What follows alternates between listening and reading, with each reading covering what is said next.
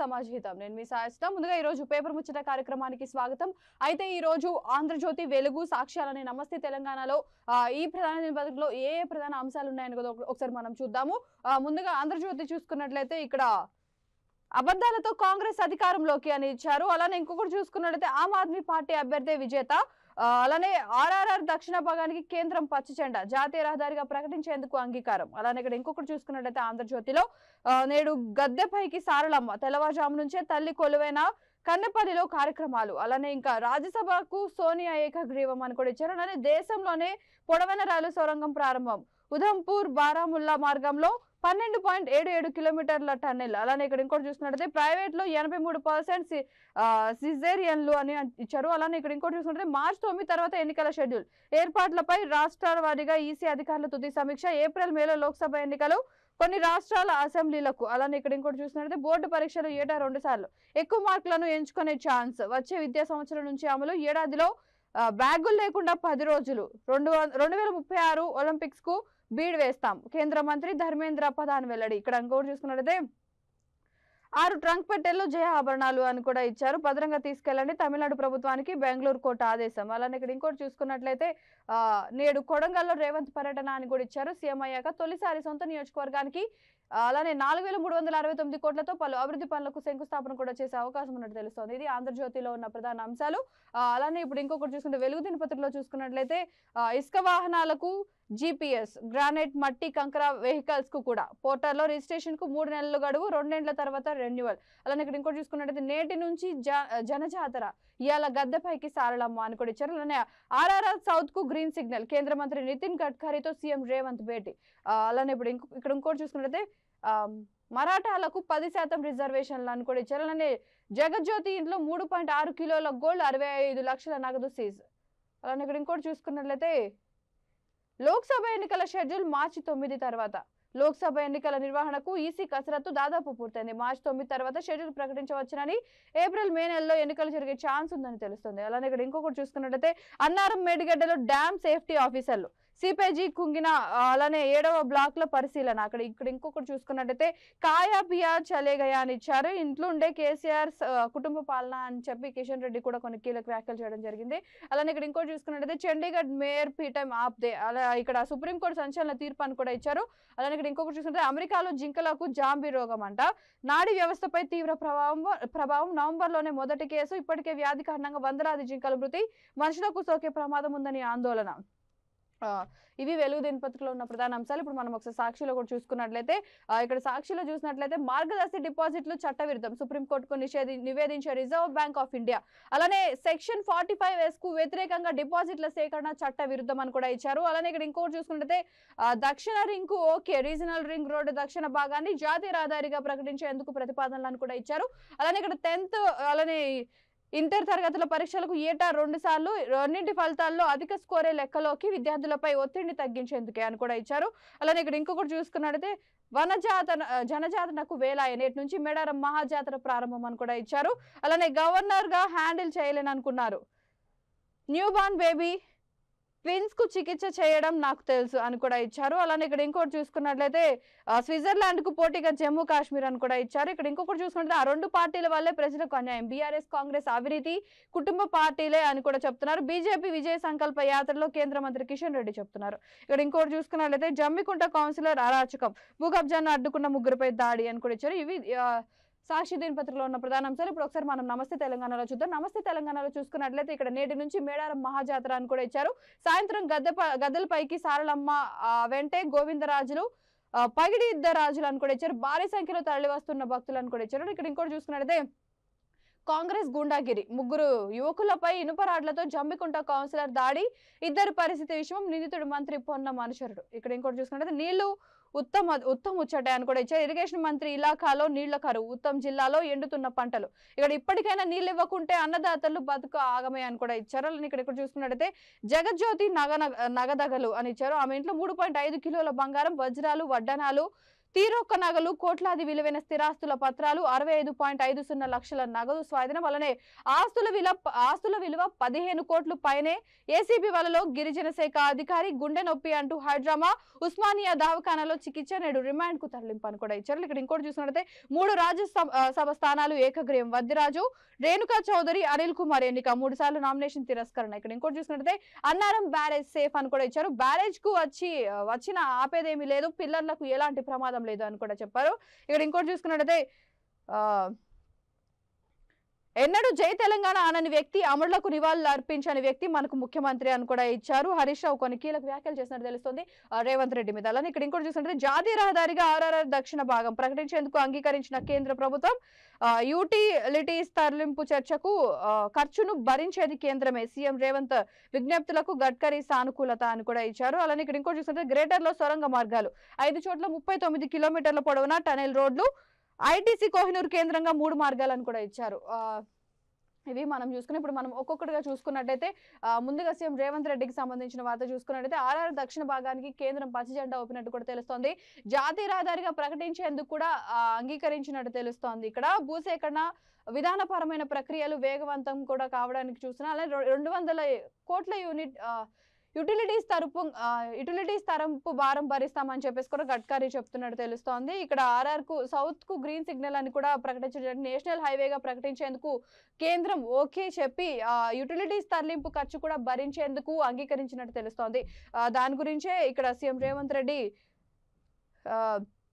కలిసినట్టు కూడా తెలుస్తోంది. హైదరాబాద్ విజయవాడ హైవేను 6 లేన్లుగా, హైదరాబాద్ టు కల్వకుర్తి రహదారిని 4 లేన్లుగా విస్తరించాలని రేవంత్ విజ్ఞప్తి చేసినట్టు తెలుస్తోంది. అలానే 14 స్టేట్స్ హైవేలను నేషనల్ హైవేలుగా అప్గ్రేడ్ చేయాలని కూడా వినతి పత్రం అందించినట్టు కూడా తెలుస్తోంది. ఇక్కడ మంగళవారం ఢిల్లీలో కేంద్ర మంత్రి గడ్కరీని సీఎం రేవంత్ రెడ్డి, అలానే డిప్యూటీ సీఎం బట్టి విక్రమార్క, అలానే మంత్రి కోమటిరెడ్డి వెంకటరెడ్డి కూడా కలిసినట్టు తెలుస్తోంది.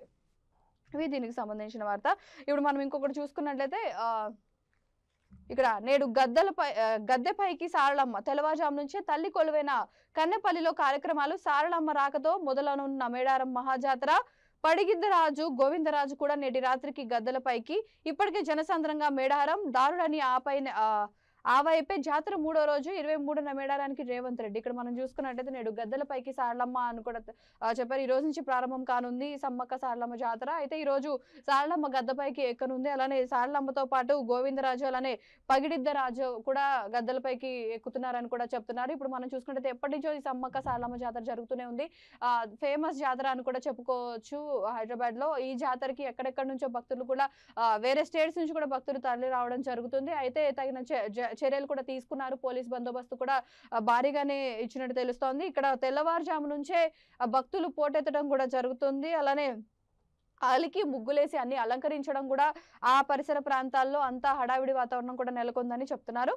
ఇప్పుడు ఇంకొక న్యూస్ చూసుకున్నట్లయితే ఇక్కడ అబద్ధాలతో కాంగ్రెస్ అధికారంలోకి. ఆ పార్టీ 6 గ్యారంటీలను అమలు చేయదు. రాహుల్ హామీలను సోనియానే నమ్మదు. పీవీకి భారతరత్నను కాంగ్రెస్ జీర్ణించుకోవట్లేదు. అలానే తెలంగాణలో బీఆర్ఎస్ తో బీజేపీ పొత్తు కల్లా. కేంద్రంలో 3వ సారి మాదే అధికారం. బాయింసాలో అసోం సీఎం హిమంత బిశ్వా శర్మ. అలానే రాష్ట్రంలో మా పొత్తు ప్రజలతోనే కిషన్ రెడ్డి. తెలంగాణలో కాంగ్రెస్ సర్కార్ నిలబడదు. త్వరలోనే రామరాజ్యం రాబోతుంది ఏలేటి. కేసీఆర్ వంగి దండాలు పెట్టి బీజేపీకి నష్టం చేశారు సంజయ్. బీజేపీ విజయ సంకల్ప యాత్రలు షురు. ఇక్కడ మనం చూసుకున్నట్లయితే ఎంపీ ఎలక్షన్స్ కూడా రాబోతున్నాయి. ఇక్కడ 6 గ్యారంటీలు ఇక్కడ మనకి చూసుకున్నట్లయితే కిషన్ రెడ్డి కొన్ని కీలక వ్యాఖ్యలు చేశారు. కాంగ్రెస్ త్వరలోనే గద్దె దిగబోతుంది.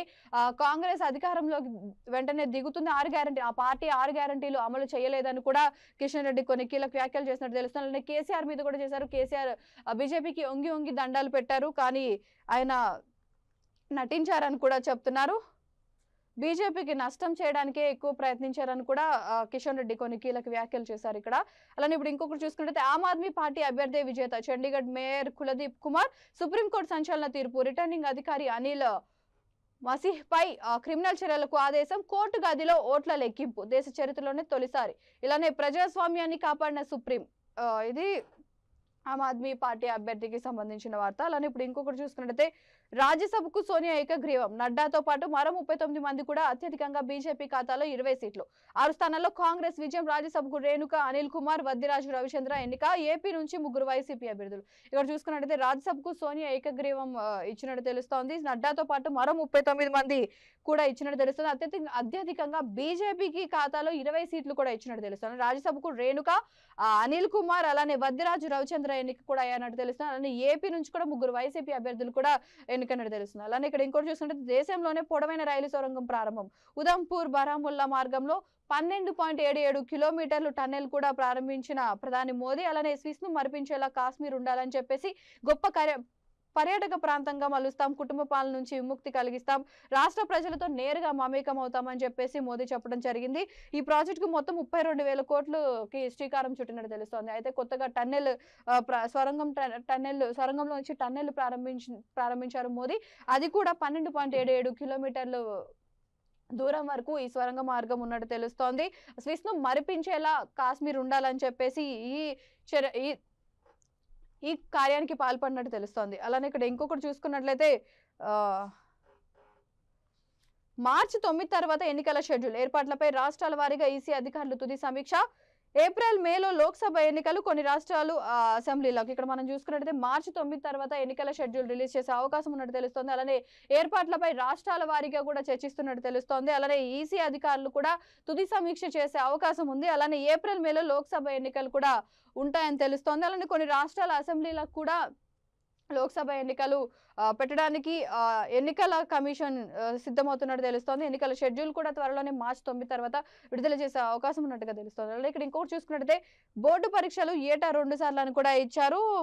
మనం ఇందాక మాట్లాడుకున్నట్లుగానే 10th ఇంటర్ పరీక్షలు ఏటా 2 సార్లు పెట్టాలి. ఎందులో అయితే ఎక్కువ మార్క్స్ వస్తాయో ఎందులో అయితే ఎక్కువ మార్క్స్ వస్తాయో అవే పరిగణలోకి తీసుకుంటామని కూడా చెప్తున్నారు. ఈ విధంగా పెట్టడానికి పిల్లలు ఒత్తిడికి లోనవ్వకుండా 2 times ఎగ్జామ్స్ రాసుకోవచ్చు. ఎక్కువ మార్క్స్ వచ్చిన వాటినే పరిగణలోకి తీసుకుంటామని కూడా స్పష్టం చేయడం జరిగింది. కేంద్ర విద్యాశాఖ మంత్రి ప్రకటించడం కూడా జరిగింది. ధర్మేంద్ర ప్రధాన్ వెల్లడించడం కూడా జరిగింది దీని గురించి. అలానే ఇవి ఆంధ్రజ్యోతిలో ఉన్న ప్రధాన అంశాలు. ఇప్పుడు మనం ఇంకొకటి చూసుకుందాం. వెలుగు దినపత్రికలో చూసుకున్నట్లయితే ఇక్కడ చండీగఢ్ మేయర్ పీఠం ఆప్దే, సుప్రీంకోర్టు సంచలన తీర్పు. ఇది ఆల్రెడీ మనం చూసుకున్నాం. చండీగఢ్ మేయర్ పీఠం ఆమ్ ఆద్మీ పార్టీదే అని కూడా, అభ్యర్థి విజేత అని కూడా మనం ఇందాక చూసుకున్నాం. అలానే ఇక్కడ ఇంకొకటి న్యూస్ చూసుకున్నట్లయితే అన్నారం మేడిగడ్డలో డ్యామ్ సేఫ్టీ ఆఫీసర్లు. సిపేజీ కుంగిన 7వ బ్లాక్ల పరిశీలన. వర్షాకాలపు రిపేర్లు పూర్తి కావని అంచనా.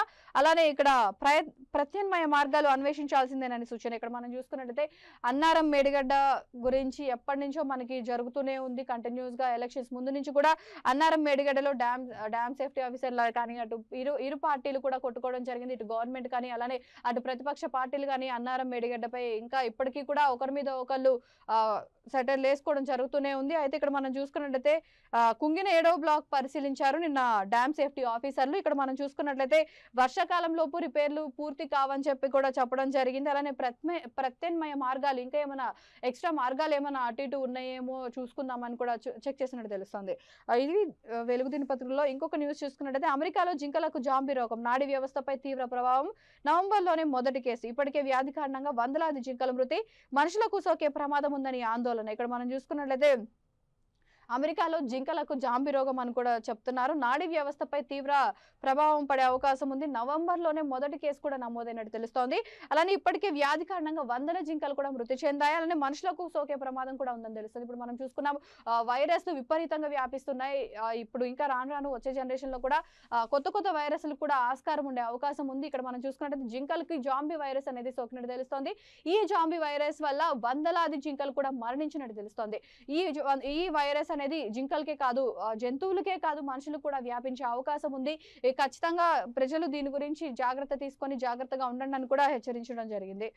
ఇవి వెలుగు దినపత్రికలో ఉన్న ప్రధాన అంశాలు. ఇప్పుడు మనం సాక్షిలో చూసుకున్నట్లయితే గవర్నర్ గా హ్యాండిల్ చేయలేను అనుకున్నారు. న్యూ బార్న్ బేబీ ట్విన్స్ కు చికిత్స చేయడం నాకు తెలుసు. నాకు ఈ ఆత్మవిశ్వాసాన్ని ఇచ్చింది చదివే. ఉన్నత విద్యా సంస్థల్లో చదువుకున్న వారు దేశానికి తిరిగి ఇవ్వాలి. ఐఐటి హైదరాబాద్ లో గవర్నర్ తమిళిసై ఆసక్తికర వ్యాఖ్యలు. అలానే రాష్ట్రంలోని 3 జాతీయ విద్యా సంస్థల్లో భవనాలకు వర్చువల్ గా ప్రారంభించిన ప్రధానమంత్రి నరేంద్ర మోడీ. ఇక్కడ మనం చూసుకున్నట్లయితే గవర్నర్ గా హ్యాండిల్ చేయలేని అనుకున్నారని చెప్తున్నారు. ఇప్పుడు నాకు న్యూ బోర్న్ బేబీస్ కి అలానే ట్విన్స్ కి కూడా చికిత్స ఎలా చేయాలో తెలుసు అని కూడా ఆమె చెప్తున్నారు. నాకు ఈ ఆత్మ విశ్వాసాన్ని ఇచ్చింది చదివే, కాబట్టి ప్రతి ఒక్కరూ చదువుకోండి, ముఖ్యంగా ఆడపిల్లలు చదువుకోండి అని కూడా ఈమె గవర్నర్ తమిళిసై చెప్పడం జరిగింది. ఇవి సాక్షి దినపత్రికలో ఉన్న ప్రధాన అంశాలు. మనం ఇప్పుడు ఇంకా నమస్తే తెలంగాణలో చూసుకున్నట్లయితే ఇక్కడ ముందుగా కాంగ్రెస్ గుండాగిరి అని ఇచ్చారు. 3 యువకులపై ఇనుపరాడ్డుతో జమ్మికుంట కౌన్సిలర్ దాడి, ఇద్దరు పరిస్థితి విషమం, నిందితుడు మంత్రి పొన్నం అనుచరుడు అని కూడా ఇస్తున్నాడు. ఇక్కడ ప్రభుత్వ భూమి కబ్జా ఫిర్యాదు చేసిన వారిపై విచక్షణ రహితంగా దాడి చేసినట్టు తెలుస్తుంది. అలానే నిందితుడి అరెస్ట్ అని కూడా ఇచ్చారు.